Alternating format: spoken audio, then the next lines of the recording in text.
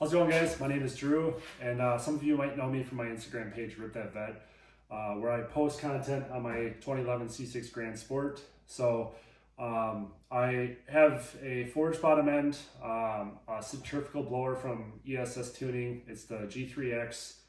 It's got a cam, upgraded fuel system. I've done a ton of stuff to it, so check out that page. But this video is basically going to be going over installing the Nexus R3 from Haltech, and it's a plug-and-play kit that I got from Tuned by Shawn. So I'm not sponsored in any way from Shawn. I'm basically just throwing together this video to try to help other people. And you know, when I got this kit, I literally knew nothing about installing an aftermarket ECU. I have an electrical background, but that didn't really translate that much into automotive electrical. But anyway, so I'm going to go over the kit, what all comes with it. I have it all unboxed here.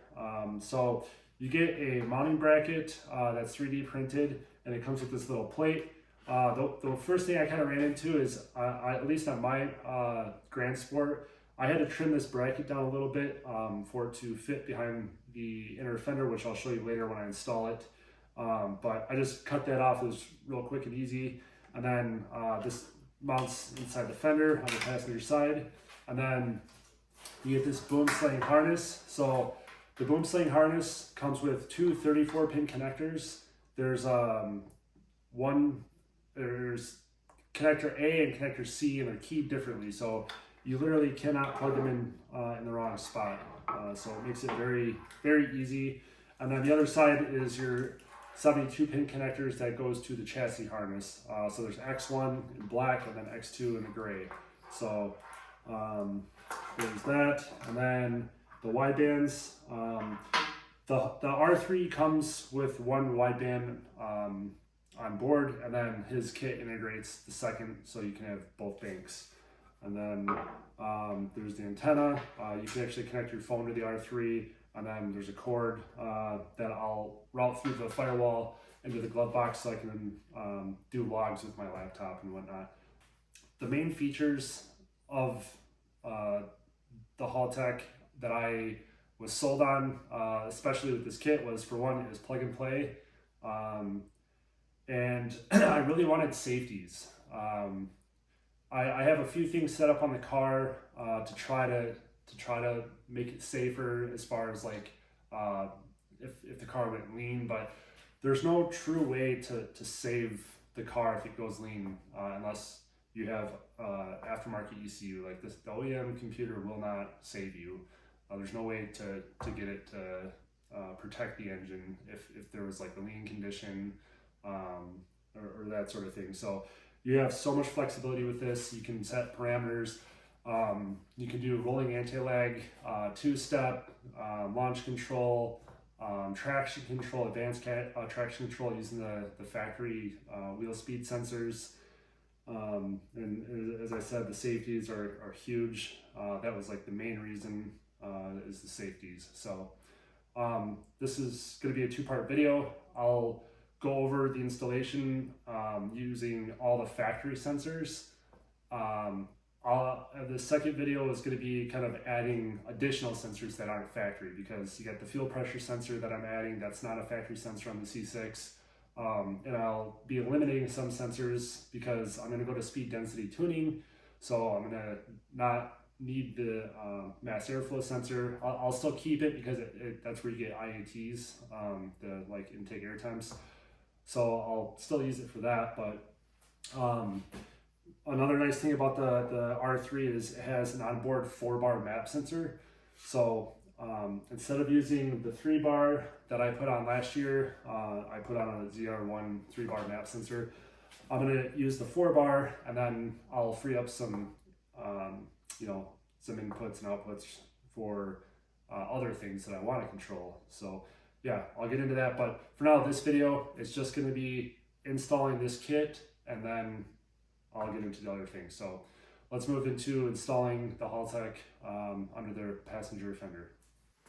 So as you can see, I already pulled off the fender. It's pretty easy. If you don't know how to pull a fender off, just YouTube it. There's plenty of great videos out there. I'm not going to waste time explaining how to do that. So Normally the factory computer is mounted right here, so I just pulled out one screw and that drops down. And normally these X1 and X2 chassis harness connectors have these dust covers, but I've already been in here trying to pin stuff out and decide what wire is which. But anyway, I pull this off and then you just flip these levers and these connectors come right off. And before you do any of this, I strongly suggest pulling the battery cables off because you don't want to chance shorting something out. So I would disconnect power and then move into this. So yeah, I'll explain. This is the back plate I talked about. As you can see, I trimmed it down so that it would fit in this like indentation on the backside. With the dry sump, it's a little harder to get back in there, but it is possible. I've done it like 4 times now because I did it once for mock-up and then I filmed a video and it was, yeah, I had to redo the video. So here we are. But yeah, I'll time lapse putting the mounting bracket up and go from there.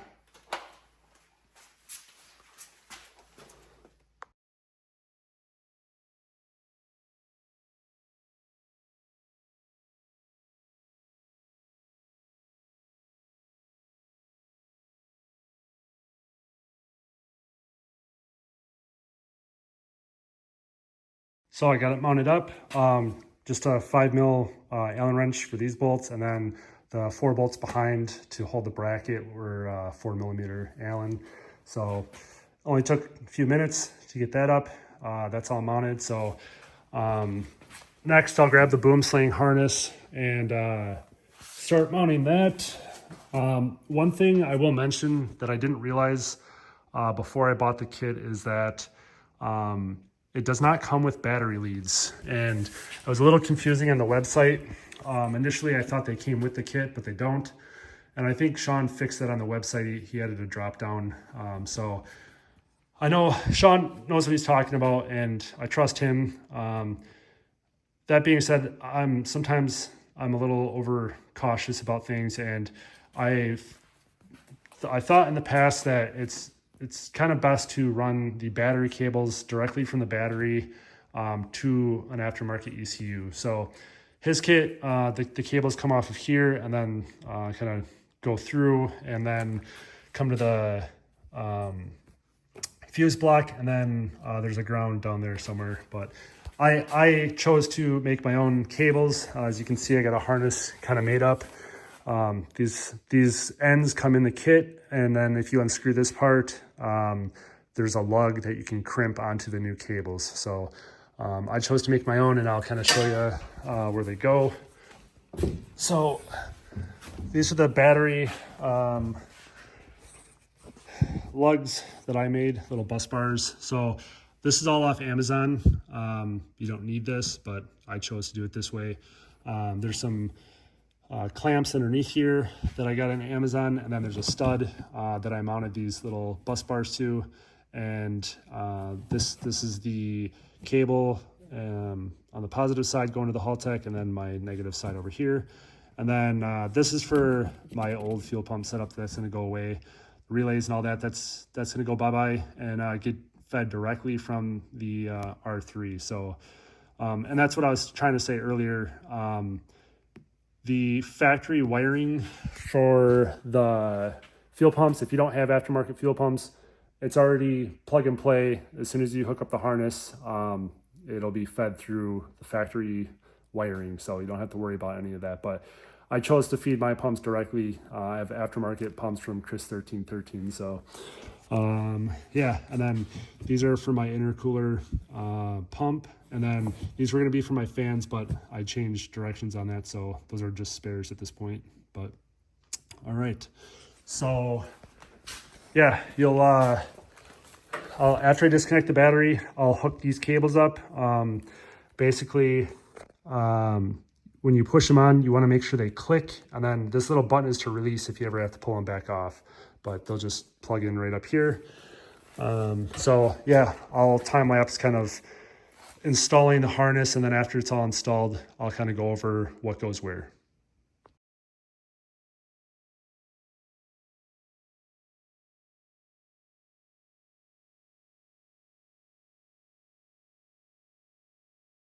All right, just like that, I got almost everything plugged in. I still have to run the widebands, and that's really simple. There's just two leads. One plugs in right here, coming off this wideband controller, and then the other one is right here.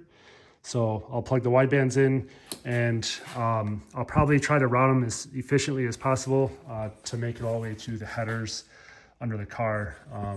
So I'll be getting rid of all the factory O2 sensors. That all goes away, and it's replaced by two widebands. So you don't need any of those O2 sensors anymore. And then, as I kind of described earlier, I'm going to be getting rid of some stuff.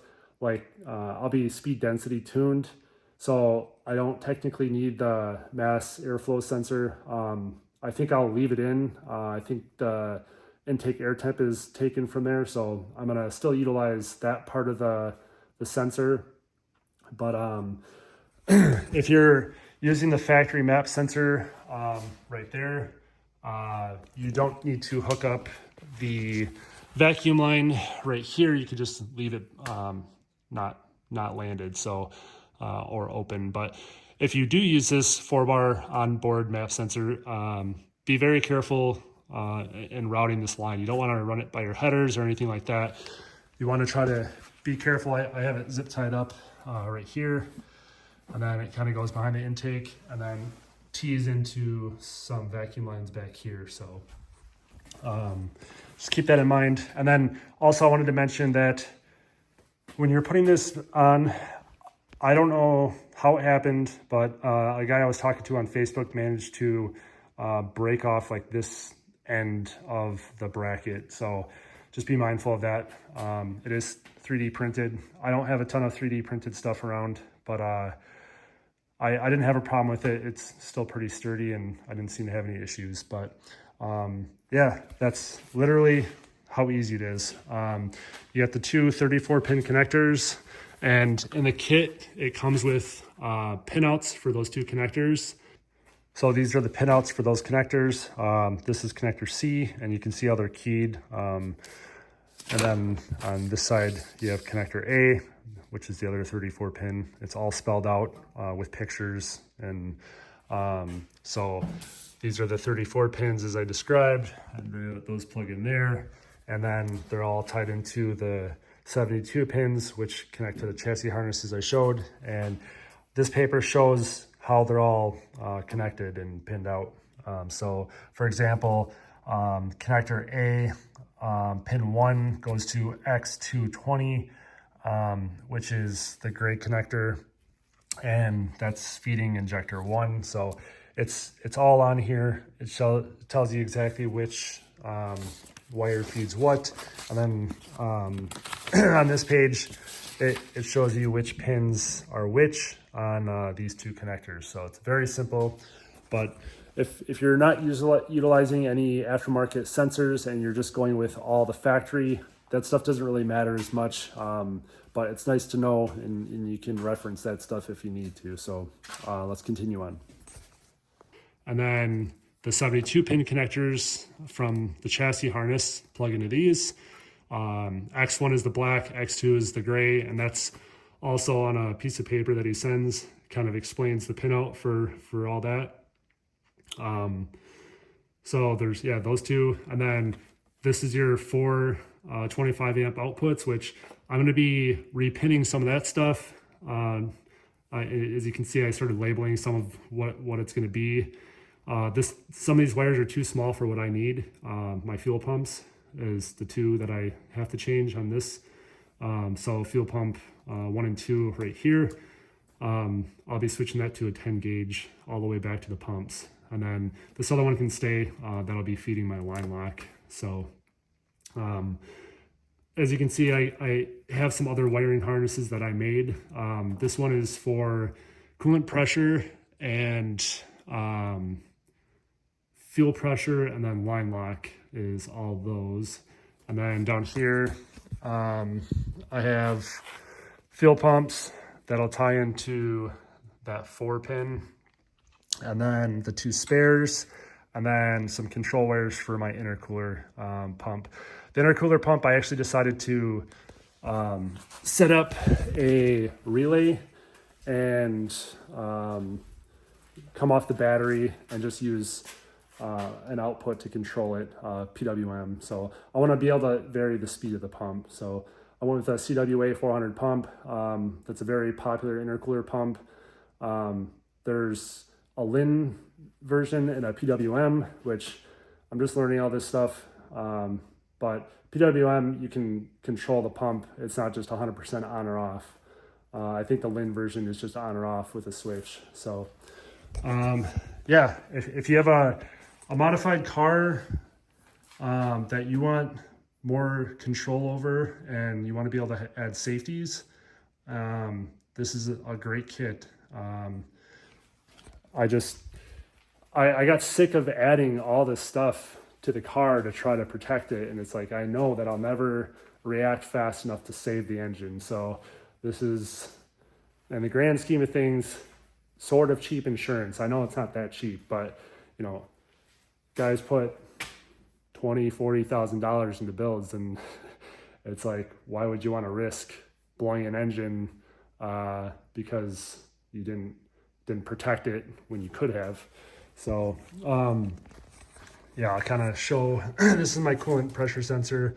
I had a neighbor weld a bung into this pipe here, and then I added this sensor and wired it all up, and then I have the line lock down in there. I wired that in, and then I used to have a Banks fuel pressure sensor here, but I switched over to the Rife and wired that in, and so that harness kind of goes across through here, and then comes out here. I'll dress all this up nicer, but yeah, if you guys have any questions, feel free to reach out on Instagram or Facebook. I'm happy to answer questions. I will say though, I am no professional, and I don't claim to know what I'm doing. I'm just simply trying to put out information to help other people figure out how to put this on their car and decide if it's gonna work well for them. Yeah, if you have questions, hit me up, leave a like. If you want to follow me, great. If not, I guess I don't really care. Yeah, take care.